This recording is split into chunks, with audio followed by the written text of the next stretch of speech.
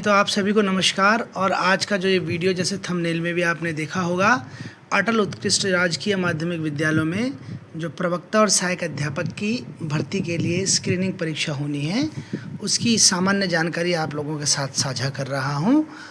आप लोगों को पता है कि 14 तारीख को इसका एग्ज़ाम शेड्यूल हुआ है, 14 अगस्त को, और समय है इसका 11 बजे से 12 बजे। ठीक है, ये सहायक अध्यापक के 13 विषय और प्रवक्ता के लिए 16 विषयों में ये परीक्षा आयोजित की जाएगी।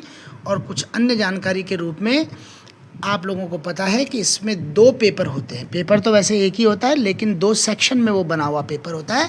पहला सेक्शन जो है, जैसा कि आप लोग यहाँ पे भी देख सकते हैं, पहला सेक्शन जो है पेपर 1 कह सकते हैं उसको, वो है इंग्लिश लैंग्वेज कॉम्पिटेंसी टेस्ट, है ना।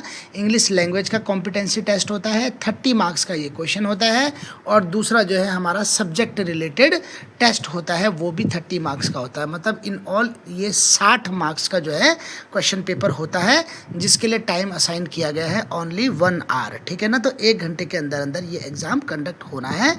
इस एग्ज़ाम में एक तो प्रत्येक सही क्वेश्चन के लिए क्या है, 1 मार्क्स है, और हर मतलब गलत क्वेश्चन के लिए 0 मार्क्स है। मतलब यहाँ पे कोई भी नेगेटिव मार्किंग नहीं है, तो इसलिए आप इस बात को भी ध्यान में रखेंगे। इसके अलावा दूसरी जानकारी शेयर करते हैं ये लोग अपने इन्फॉर्मेशन में कि इसका जो डिफ़िकल्टी लेवल होगा मतलब पाठ्यक्रम क्या होना चाहिए। तो उनका कहना ये कि स्नातक स्तर पर जो इंग्लिश जो होगी, हमारी अंग्रेजी जो होगी, वो स्नातक स्तर की इंग्लिश होगी, मतलब ग्रेजुएशन लेवल पर जो अंग्रेजी पढ़ाई जाती है। ठीक है ना। और जो बाकी विषय है, विषय का जो ज्ञान होना चाहिए, वो विषय का ज्ञान वही होना चाहिए जो आयोग ने अपनी साइट में दे रखा है। मतलब यूकेपीएससी कराता है लेक्चरर की तैयारी, लेक्चरर के एग्ज़ाम, और लेक्चरर के एग्ज़ाम का जो सिलेबस उन्होंने अपने यहाँ पब्लिश कर रखा है, वही सिलेबस जो है आप लोगों को भी पूछा जाएगा। ठीक है, जबकि जो सहायक अध्यापक है उनके लिए जो ग्रेजुएशन लेवल का जो सिलेबस होता है, लगभग वो उसको पढ़ेंगे। मतलब मैथ्स का अगर आप पे है तो मैथ्स आप ग्रेजुएशन लेवल तक की पढ़ के जाएंगे, इसमें ये होता है। लेकिन पूर्व अनुभवों के हिसाब से हम लोग ये कह सकते हैं कि हमेशा स्तर क्या होता है, हल्का ही होता है। बहुत भारी स्तर पढ़ने की ज़रूरत नहीं है। ठीक है ना। जैसे फॉर एग्जांपल मैं बात करूं कि इंग्लिश ग्रेजुएशन लेवल की इस पर लिखी हुई है ना, तो आपको ग्रेजुएशन लेवल की ऐसी कोई हाई फाई इंग्लिश नहीं पढ़नी, बल्कि आपको सिंपल सिनोनिम्स, एंटोनिम्स आपको पढ़ने हैं। 1 वर्ड सब्स्टिट्यूशंस आप लोगों को ऐसी चीज़ें पढ़नी है। मतलब जो कॉमन चीज़ें होती हैं, थोड़े बहुत टेंसेस वगैरह से रिलेटेड क्वेश्चंस ये पूछ लेते हैं, प्रीपोजिशन से रिलेटेड बहुत क्वेश्चंस पूछते हैं, ये आपको आना चाहिए। ठीक है ना। कुछ इडियम्स एंड फ्रेजेस से रिलेटेड भी पूछते हैं, लेकिन बहुत बेसिक लेवल पे। मैं पिछली बार का अपना शेयर करूँ अपनी जानकारी, तो मैं रेनिन मार्टिन से बुक पढ़ रहा था, लेकिन मुझे रेनिन मार्टिन की बुक से पढ़े हुए क्वेश्चन इसमें बिल्कुल नहीं मिले। मतलब उस स्टैंडर्ड की तैयारी बिल्कुल करने की ज़रूरत नहीं है।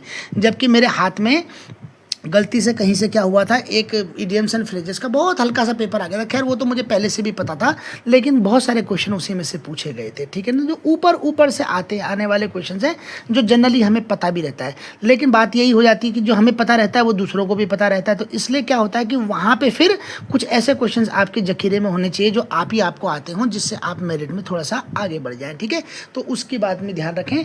इसके लिए अगर आप लोग मुझे पूछें तो मैं साथ साथ आपको बताता चलूँ कि आप लोगों को टाइम कम होने के कारण मेरा रिकमेंडेशन ये है कि 2 टीचरों के ऑनलाइन चैनल हैं। एक मैडम पढ़ाती हैं, नीतू सिंह नाम है उनका, नीतू सिंह को आप नाम से जानते हैं। इन्होंने पैरामाउंट की बुक निकाली हुई है, तो पैरामाउंट जो बुक हैं वो नीतू मैडम की, इनसे भी आप, इनके भी वीडियोस देख सकते हैं आप। और एक रानी मैडम, वो भी जो है ना, उनके वीडियोस भी जो है ना वो देख सकते हो आप। ठीक है ना। जो खिचड़ी वीडियोस आते हैं, स्पेशल वीडियोस नहीं आते, जो खिचड़ी वीडियोस आते हैं, क्योंकि ये लोग क्या करते हैं, एसएससी सीजीएल वगैरह का पैटर्न में भी बहुत ज़्यादा पढ़ाते हैं, क्योंकि बैंकिंग हो गया, एसएससी हो गया, और जो ये एसआई वगैरह हो गया, इनमें जो है इंग्लिश पूछी जाती है। तो आप लोगों को अपना लेवल जो है ना देख करके करना है तैयार। कहीं ऐसा ना हो कि आप बैंकिंग वाली इंग्लिश पढ़ लो, तो वो तो फिर तबाह हो जाएगा मामला, वहाँ पर तो कुछ नहीं पूछा जाएगा। ठीक है ना। इसके बाद मैं आपको आगे बढ़ता हुआ बताऊं, मैंने आप लोगों को बता दिया दोनों पेपर एक ही साथ होते हैं, और दोनों पेपर का टाइम अलग अलग नहीं होता। आपको कुल मिलाकर के cumulatively you have been given 1 hour, तो उसके अंदर आपको क्वेश्चंस करने हैं। और आयोग इसके अलावा कुछ और चीज़ें भी हमसे चाहता है, जैसे कि यहाँ पे इसने मेंशन किया हुआ आयोग ने कि 40% मार्क्स क्या होने चाहिए, पृथक पृथक हमारे को प्राप्त होने चाहिए, ठीक है ना, दोनों पेपरों में हमारे को 40% मार्क्स। तो अब 40%, 30 का 40% निकाल लो तो देखो 12 नंबर आने, तो 12 नंबर अगर आपके आएंगे तभी आप क्वालिफाई होंगे। अगर आपके 11 नंबर आ रहे हैं और दूसरे में आपके 40 में से 40 नंबर आ रहे हैं तो आप क्वालिफाई नहीं हो, याद रखना। तो आपको दोनों में क्वालिफाई करना जरूरी है। और रही बात उसके बाद मेरिट की, तो वो मेरिट सब्जेक्ट टू सब्जेक्ट अलग अलग जाती है, वो आपको पता ही है।